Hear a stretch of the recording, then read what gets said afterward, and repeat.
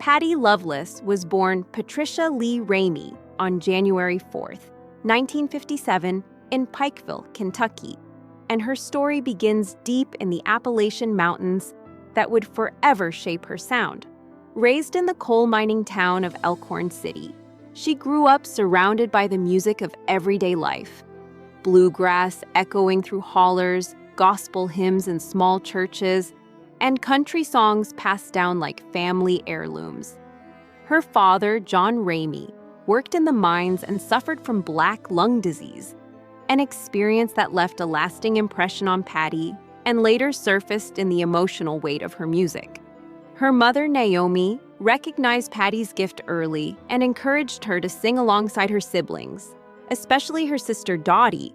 Those family harmonies taught Patty restraint, phrasing, and emotional honesty. Long before Nashville noticed her, Patty was already learning how to tell stories through song, shaped by hardship, faith, and a deep connection to home. Dreaming beyond Kentucky, early influences and first steps. As a teenager, Patty Loveless found inspiration in women who felt like reflections of herself. Loretta Lynn and Dolly Parton, fellow Kentucky natives who proved that humble beginnings did not limit big dreams. Their success gave Patty permission to believe in her own voice. She began performing with her brother Roger, who played guitar and helped guide her early career. And together they made trips to Nashville in the 1970s. Through Roger's connections with the Wilburn brothers, Patty found herself singing backstage at the Grand Ole Opry, experiences that felt surreal for a young woman from Elkhorn City. Encounters with Porter Wagoner and Dolly Parton gave her encouragement when she needed it most, reinforcing the idea that she belonged in country music's inner circle.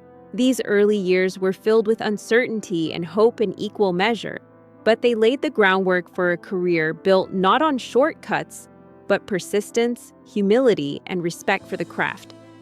Early struggles and finding. Her name. Patty's path was far from easy, and her early adulthood was marked by personal and professional growing pains. In her late teens, she married Terry Lovelace, a fellow musician, and adopted a version of his surname as her stage name. Together, they performed in small clubs across the South, blending rock and country while trying to gain traction. The road was demanding, and the pressures of chasing success took a toll on their relationship. Financial uncertainty, constant travel, and unmet expectations eventually led Patty to step away and return to Kentucky to regroup. Though the marriage ended, the experience left a lasting imprint on her songwriting, giving her a deeper understanding of loss, resilience, and emotional truth. Rather than breaking her spirit, this chapter sharpened her voice and clarified her purpose. With renewed determination and her brother's support, Patty returned to Nashville, ready to pursue music on her own terms. Breaking through. A neo-traditional force emerges by the mid-1980s. Patty Loveless had begun performing regularly in Nashville, and her unmistakable voice quickly set her apart. In 1985, she signed with MCA Records, a turning point that finally aligned opportunity with preparation. Her early albums, including If My Heart Had Windows and Honky Tonk Angel, introduced audiences to a singer who honored country's traditions while bringing fresh emotional depth. Songs like Chains, Timber, I'm Falling in Love, and Don't Toss Us Away resonated because they felt lived in and sincere. Patty became a defining voice of the neo-traditional movement, which pushed country music back toward its roots after years of pop influence. Critics and fans alike praised her for choosing authenticity over trend chasing. She didn't just sing heartbreak, she understood it. And that understanding gave her performances a quiet power that made listeners feel seen rather than entertained. Artistic peak. Emotion, honesty, and staying true. The 1990s marked the height of Patty Loveless's commercial and artistic success, a period where everything seemed to align. Albums like Only What I Feel, When Fallen Angels Fly, and The Trouble with the Truth showcased her ability to inhabit a song completely. Hits such as Blame It on Your Heart, You Don't Even Know Who I Am, and How Can I Help You Say Goodbye balanced vulnerability with strength, capturing the complicated emotions of real life. Rather than chasing crossover fame, Patti doubled down on storytelling, earning respect from purists and critics alike. Her partnership with producer Emery Gordy Jr., who later became her husband, was central to this era.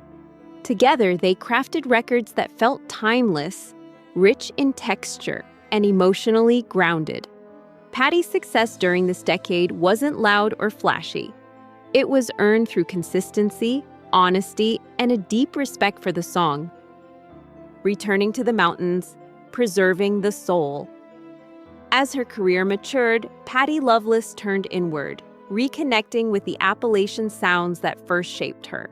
Her 2001 album Mountain Soul was a defining artistic statement, blending bluegrass instrumentation with deeply personal storytelling. The project wasn't designed for radio success. It was a heartfelt tribute to faith, family, and heritage. Critics praised the album for its sincerity and craftsmanship, and fans embraced it as a reminder of country music's roots.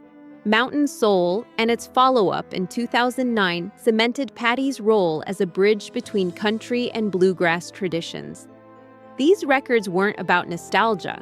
They were about preservation and respect. At a time when the genre continued to evolve, Patti chose to honor where it came from. In doing so, she reminded listeners that innovation and tradition don't have to be opposites. They can exist beautifully together. A quiet legacy. Grace over spotlight. Despite her many accolades, including multiple CMA and ACM awards, and her 1988 induction into the Grand Ole Opry, Patti Loveless has always carried herself with humility. Fame never seemed to interest her as much as the music itself. In later years, she gradually stepped back from the spotlight, focusing on her personal life and well-being, while making selective appearances that reminded audiences of her enduring talent. Her 2023 performance alongside Chris Stapleton and Dwight Yoakam at the CMA Awards was one such moment, proving that time had only deepened her emotional resonance. Fellow artists often describe Patti as kind, grounded, and generous, someone who listens more than she speaks. Her legacy isn't defined by headlines or constant visibility, but by the trust listeners place in her voice. When Patti Loveless sings, people believe her, and that belief is one of the rarest achievements in music. Vince Gill, a friendship built on music and trust. Over the years, Patti Loveless has formed many meaningful collaborations, but few have endured, like her bond with Vince Gill. Their connection was never rooted in spectacle or rumor, but in mutual respect and shared musical values. When they sang together, particularly on My Kind of Woman, My Kind of Man, the harmony felt effortless, almost conversational.